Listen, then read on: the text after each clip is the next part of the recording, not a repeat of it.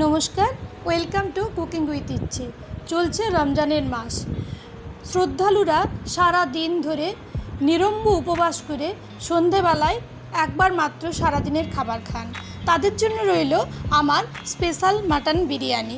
এই মাটন বিরিয়ানিটি আমি ইফতারের জন্য বানিয়েছি, আর মাত্র 5 পিস মাটন দিয়ে এটা বানিয়েছি। ভিডিওটি পুরোটি দেখুন, তাহলে বুঝতে পারবেন কিভাবে বানিয়েছি। এর জন্য আমি গোটা বিরিয়ানি মশলা নিয়ে নিচ্ছি। গোটা বিরিয়ানি মশলার মধ্যে যা থাকে বাজারে আপনারা সবাই পেয়ে যাবেন, এটা যে কোনো দোকান থেকে কিনে নেবেন। আর 3টে আলু ভাপিয়ে নিয়েছি, আর 4টে আমি ডিম নিচ্ছি। আর নিয়েছি আমি 5টা পেঁয়াজ স্লাইস করে এভাবে কেটে নিয়েছি। নুন নিচ্ছি, চিনি নিচ্ছি, কেশর নিয়ে নিচ্ছি, বিরিয়ানি মশলা ডাস্ট এটাও আমি ব্যবহার করছি, মিট মশলা একটু। প্রথমে আমি একটা মশলা বানাবো। এর জন্য আমি রসুন নিয়েছি 5 কোয়া, একটা পেঁয়াজ, 2টো লঙ্কা আর আদা। এবার আমি একটা পাত্রের মধ্যে 2 মগ জল দিয়ে জলটাকে গরম করে গোটা বিরিয়ানি মশলা দিয়ে দেবো। 2টো এলাচ, 2টো দারচিনি, 2টো লবঙ্গ, সাজিরা, সামরিচ, জয়িত্রী, জায়ফল, গোলমরিচ 8-10টা। কতটা কি দিলাম সেটা আমার ডেসক্রিপশন বক্সে মেনশন করা থাকবে, একটু চেক করে নেবেন প্লিজ। আর দিয়ে দিলাম 1 টেবিল চামচ লেবুর রস আর 1 টেবিল চামচ ঘি। জলটা গরম হয়ে গেছে, এইবার আমি চাল দিয়ে দিচ্ছি এটার মধ্যে। এটা বিরিয়ানির যে লোকাল চাল পাওয়া যায় তাই দিয়ে বানিয়েছি। আর দিয়ে দিলাম 1 পিঞ্চ নুন। দেখুন এরকমভাবে হাই ফ্লেমে এটাকে 90% সেদ্ধ করে নিতে হবে। মাঝে মাঝে এইভাবে নেড়ে দেবেন, ফ্লেমটাকে হাই যেহেতু রাখা আছে যেন নিচে না ধরে যায় এটা চালটা। আর আমি তখন দেখাতে ভুলে গেছি, জিরে গুঁড়ো আর ধনের গুঁড়ো আমি এটাতে ইউজ করেছি। আরও যে থাকবে সেটা বললাম, ডেসক্রিপশন বক্সে একটু মেনশন করে নেবেন। একবার চেক করে নিতে হবে যে চালটা সেদ্ধ হয়েছে কিনা। আরও একটু ফুটিয়ে নিয়েছি, মোটামুটি আমি 15 মিনিটের মতন এটাকে ফুটিয়েছি। চালটা আমার সেদ্ধ হয়ে গেছে। এইবার আমি এটার ফ্যান্নাটাকে গড়িয়ে নেব। আমার এই রেসিপি যদি ভালো লাগে তাহলে প্লিজ আমার সাথে থাকার জন্য আমার চ্যানেল সাবস্ক্রাইব করুন। এবার আমি ডিমটাকে একটু নুন দিয়ে সেদ্ধ করতে দিলাম, তাহলে ডিমটা ভালোভাবে সেদ্ধ হবে। এইবার দেখুন আমার চালটা রেডি হয়ে গেছে, ভাতটা। এবার আমি এটাকে পুরোপুরি ঠান্ডা করার জন্য ফ্যানের হাওয়ায় রেখে দেবো আধ ঘন্টার ওপর। ডিমও আমার এদিকে সেদ্ধ হয়ে গেছে। এইবার আমি মাটনটাকে নিয়ে নিয়েছি। এবার আমি মাটনটার মধ্যে দিয়ে দিচ্ছি দই। দই আমি 2 টেবিল স্পুন দিয়েছি। আর যে আমি মশলাটাকে গ্রাইন্ড করে নিয়েছিলাম, বেটে নিয়েছিলাম, সেটাকে দিয়ে দিলাম। দিয়ে দিচ্ছি আমি ধনের গুঁড়ো 1 টেবিল চামচ, ধনের গুঁড়ো 1 টেবিল চামচ, জিরের গুঁড়ো, চিনি দিয়েছি 1/2 টেবিল স্পুন, আর নুন দিলাম আন্দাজ মতন। আমি এখানে 2 টেবিল চামচ নুন দিয়েছি, আপনাদের যেমন স্বাদ দরকার হবে সেভাবে দেবেন। এবার আমি 6 টেবিল স্পুন দিলাম সর্ষের তেল। এই সর্ষের তেলের মধ্যে আমি স্লাইস করে কেটে রাখা পেঁয়াজগুলো দিয়ে দিচ্ছি। পেঁয়াজগুলো দিয়ে আমি প্রথমেই বানিয়ে নেব বেরেস্তা। এর জন্য আমি 1/2 টিস্পুন পেঁয়াজ দিলাম। বেরেস্তাটার রঙটা তাহলে খুব ভালো হবে। এবার আমি এইভাবে নেড়ে চেড়ে প্রথমে বেরেস্তাগুলো রেডি হয়ে গেছে, এটা আমি তুলে একপাশে রেখে দেব। আর দেখুন বেরেস্তা আমার রেডি।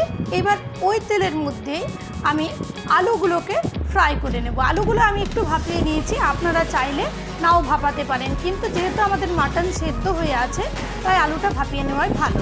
একটু আমি নুন দিয়ে দিলাম। এবার আলুগুলো আমার হয়ে গেছে, আলুগুলো একটু আমি ভেজে নিলাম। ভেজে নিয়ে আমি এটাকে তুলে একপাশে রেখে দিচ্ছি। এই রমজানে বাড়ির সবাই মিলে একটু মাত্র মাটন দিয়ে মাটন বিরিয়ানি খান, এটাই আমার ইচ্ছে। এবার আমি রেডি করে রাখা মাটনটাকে তেলের মধ্যে দিয়ে দিলাম।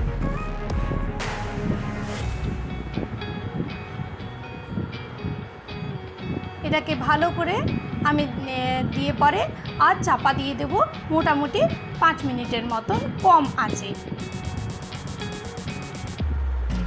কম আঁচে এটাকে দিলে এটাতে খুব সুন্দর একটা ফ্লেভার অ্যাড হয়। এবার আমি ভেজে রাখা আলুগুলোকে এটার মধ্যে দিয়ে আর একটু নেড়ে চেড়ে নেব। এইভাবে মাটনটা আমার যেহেতু আগের দিনের বেঁচে থাকা মাটন ফ্রিজে ছিল, তাই একটুও সেদ্ধ হতে সময় লাগবে না। আলুর জন্য আমি 15 মিনিট ঢাকা দিয়ে রেখেছিলাম। আলুগুলো দেখুন আমার সেদ্ধ হয়ে গেছে। এইবার আমি একটু বিরিয়ানি মশলা এটার মধ্যে দিয়ে দিলাম। 1 টেবিল স্পুন বিরিয়ানি মশলা এখানে আমি ইউজ করেছি, আর 1 টেবিল স্পুন আমি কেওড়া জল ইউজ করেছি, আর 1 পিঞ্চ আমি মিট মশলা দিলাম। এবার আমি আরও একটু নেড়ে চেড়ে এটাকে নিলাম, আর 5 মিনিটের মতন ফ্লেভারটা অ্যাড করার জন্য কম আঁচে ঢেকে রেখেছিলাম। দেখুন আমার পুরো গ্রেভি রেডি হয়ে গেছে। এবার আমি একটা অন্য পাত্রের মধ্যে ঘি দিয়ে দিচ্ছি 2 টেবিল চামচ। তারপর আমি আঁচটা কিন্তু আমার বন্ধ আছে এই পর্যায়ে। এইবার আমি দিয়ে দিচ্ছি বিরিয়ানির ভাতটাকে দিয়ে প্রতিবার এইরকমভাবে প্রতিটা লেয়ারে একটু করে নুন দিতে হবে, একটু দিলাম বিরিয়ানি মশলা, আর আমি দিয়ে দিচ্ছি বিরিয়ানি গোটা মশলা। এটা আমি বিরিয়ানিতে স্বাভাবিকভাবেই দিই, ভালো টেস্টটা হয়, সেটাও আমি 1 পিস দিয়ে দিলাম। আর আমি দিয়ে দিলাম রেডি করে রাখা মাটন আর আলুটা একটু দিলাম। আবার আমি ভাত এটার মধ্যে দেব, আবার একইভাবে একই প্রসেসটা রিপিট হবে পুরো প্রসেসটা। এইভাবে পুরো লেয়ারটা আমি তৈরি করব, এক একটা কোট এইভাবে রেডি হতে থাকবে। এইভাবে রেসিপি কেমন লাগলো যদি কেউ বানান তাহলে প্লিজ আমায় জানাবেন। অন্য রেসিপিও কিছু রিকোয়েস্ট থাকলে সেটাও নিশ্চয়ই জানাবেন। যে কোনো রেসিপি আপনারা আমার কাছ থেকে জানতে পারেন। আরও দিয়ে দিলাম আমি কেওড়া জল 2 টেবিল স্পুন, আর আমি কেশরটাকে গরম দুধের মধ্যে ভিজিয়ে রেখেছিলাম ঢাকা দিয়ে, সেটাও আমি দিয়ে দিলাম। আর দিয়ে দিচ্ছি উপর থেকে ঘি 1 টেবিল স্পুন, আর দিয়ে দিলাম আমি বেরেস্তা আর সেদ্ধ করে রাখা খোসা ছাড়ানো ডিমগুলো। এবার আমি এটাকে ঢেকে রাখবো 10 মিনিটের মতন কম আঁচে। তারপর নেড়ে চেড়ে নিলেই রেডি আজকের রেসিপি। আমি এটা সার্ভ করেছি রায়তা দিয়ে। রায়তা রেসিপি আমার দেওয়া নেই, যদি কারো দরকার হয় প্লিজ আমায় জানাবেন, তাহলে আমি নিশ্চয়ই শেয়ার করব। আর আমি এটার সাথে সার্ভ করছি স্যালাড।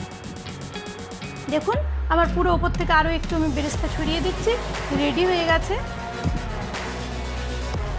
বেশি বেশি করে শেয়ার করুন, আর কমেন্ট করুন, আর সাবস্ক্রাইব করতে তো ভুলবেনই না, লাইক দিতেও কিন্তু ভুলবেন না।